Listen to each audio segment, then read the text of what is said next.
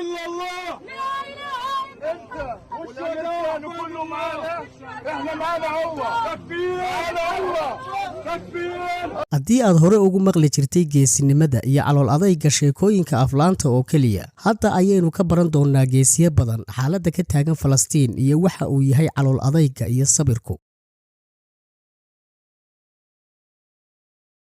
waxaad sawirataa in adiga oo hawada live uga jira lagu soo sheego in gurigaagii gantaal ku dhacay qoyskaagii oo dhammina ay madheen oo inta aad tagto ku soo tukato soo duugto ama aad soo aasto haddana aad ku soo noqoto shaqada iyo live-kii TV-ga waayo waxa aad og tahay in xaqiiqada oo la arka ay tahay mas'uuliyad adiga ku saaran.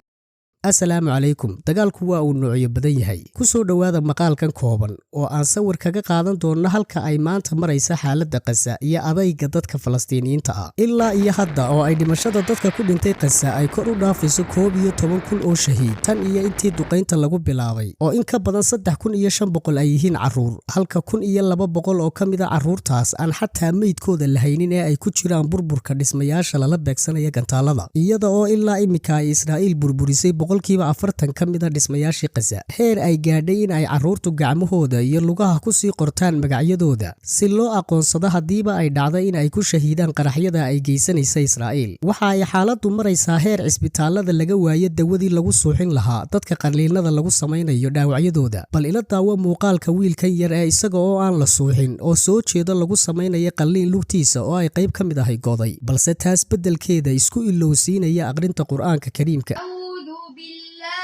من الشيطان الرجيم بسم الله الرحمن الرحيم وقضى ربك ألا تعبدوا إلا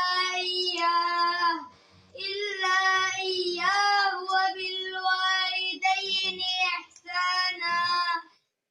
waxa kale oo aad garan kartaa sababta isgaarsiinta iyo internetka looga jaray in ay tahay in aan la ogaanin gumaadka iyo isirtirtirka ku socda dadka reer Falastiin. waxa sidoo kale ay Israa'iil dagaal kula jirtaa saxafiyiinta reer Falastiin ee ka howlgalaya furimaha hore iyaga oo naftooda u horaya si ay adduunka xaqiiqada ugu soo gudbiyaan halka meediyaha reer galbeedka ee Israa'iil la jira aanay ka ag dhawaan karin goobta dagaalka ee ay riwaayado been ah ku jilayaan goobo wadooyin ah oo dad iska caadihay ay marayaan iyo samaynta warar beena in ay furinta hore tagaan iska aad arkaysa xataa mararka hadalka runta aan lagala hortago in ay gariirayaan uu hadalkuna ku dhagayo. All those children that died lying.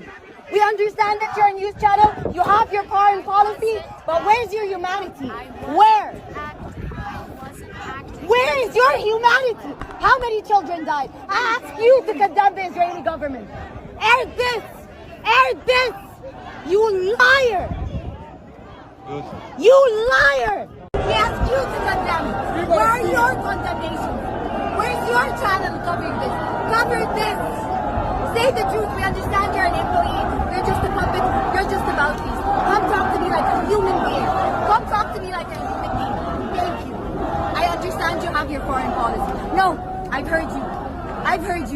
You hear me. I understand you have your foreign policy. I understand you speak for your government. I understand you represent your government. But that being said, you're a country that's claimed free speech.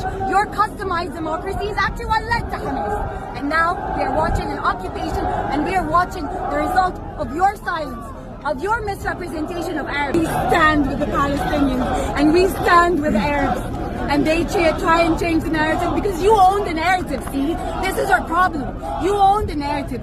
waa muuqaal runtii hal daqiiqo ku soo koobaya geesinimada shacabka Carbeed gaar ahaan Masaarida iyo awood la'aantooda maadaama ay gacmaha uga xidhan yihiin madaxdooda maqaarsaarka iyo xuduudda ku sheega adduunka ka jira waqtigan. waxaad ogaataa in dagaalku dhan walba uu yahay laga soo bilaabo 7 Oktoobar maalintii ay Xamaas weerarka ku qaadeen Israa'iil waxa Gaza dhexdeeda ku naf waayay ilaa iyo 42 saxafi oo 37 ka mid ah ay yihiin Falastiiniyiin halka 13 kalena lagu soo waramayo in xabsiga loo taxaabay iyada oo ay wali sii socoto weerarka lagu aamusiinayo iyo cagajuglayntu. waxa iyana jira saxafiyiin ku waayay ehelkooda kadib markii qoysaskoodii lala bartilmaameedsaday gantaalaha Israa'iil taas oo ka dhigan hanjabaadii ugu dambeysay ee ah in ay afka xidhaan. saxafiyiintaas qoysaskooda ku waayayna waxa ka mid ahaa madaxa xafiiska Al Jazeera ee Gaza Waa'il Al-Dahduux oo 2 usbuuc ka hor gurigiisa lala beegsaday gantaal laguna dilay 10 shahiid oo ka mid ah qoyskiisa oo ay ku jiraan xaaskiisa, wiilkiisa, gabadhiisa iyo wiil yar oo uu awoow yahay. waliba kaaga sii darana sidii uu isagu hore u sii sheegay in ay ka baqayaan in sida ay u soo waramayaan ay iyagu mar kaliya war noqdaan. هذا الكلام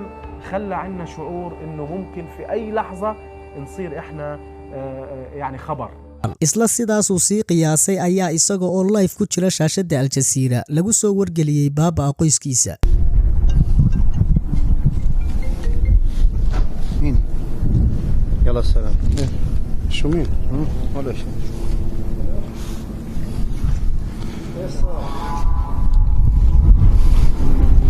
ايه؟ ايش؟ ايش صار؟ خابطين ستي وغالي الناس كلهم. مش عارفين وينهم قولهم؟ يا عم احكي مين؟ زلمه في هي بنت في المستشفى. مين؟ الو امسك معها امسك هذه فلوس.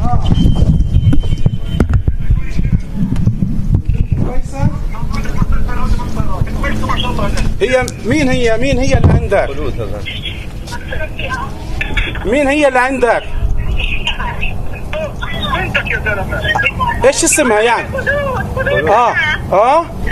استحطين الضغط كلها. isla daqiiqadiiba isaga ayaa war noqday. وهذا الخبر العاجل الذي ننقله على شبكة الجزيرة، حيث استشهد عدد من أفراد عائلة الزميل وائل الدحدو بمن فيهم زوجته وابنه وابنته في قصف إسرائيلي استهدف منزل الزميل وائل الدحدو، كان معنا قبل قليل، وتابع القصف الذي استهدف المنطقة التي استشهد فيها عدد من أفراد. wax yar kadibna waxaa kaamirada live-ka loo wareejiyay isaga oo sii gelaya isbitaalka ilaa iyo laga soo gudbinayay isaga oo ku tukanaya oo hal qabri ku wada duugaya ama ku aasaya qoyskiisii. waxase uu carabku ka caajisaya ayaa ah waxa lagu sifayn karo calool adayga, sabirka iyo geesinimada uu la wadaaga dadka kale ee reer Falastiin, in aanu u jixin aamusiinta lala rabo ee isla subaxdii xigtayba uu ku soo noqday shaqada isaga oo yidhi waxaan dareemayaa in ay tahay mas'uuliyad saaran inaan ku soo noqdo kaamirada horteeda iyadoo xanuun iyo dhaawac cusub igu yaallo, waayo dhibta waxaan la qabaa shacabka iyo maatida aan awal horeba warkooda soo gudbinayay.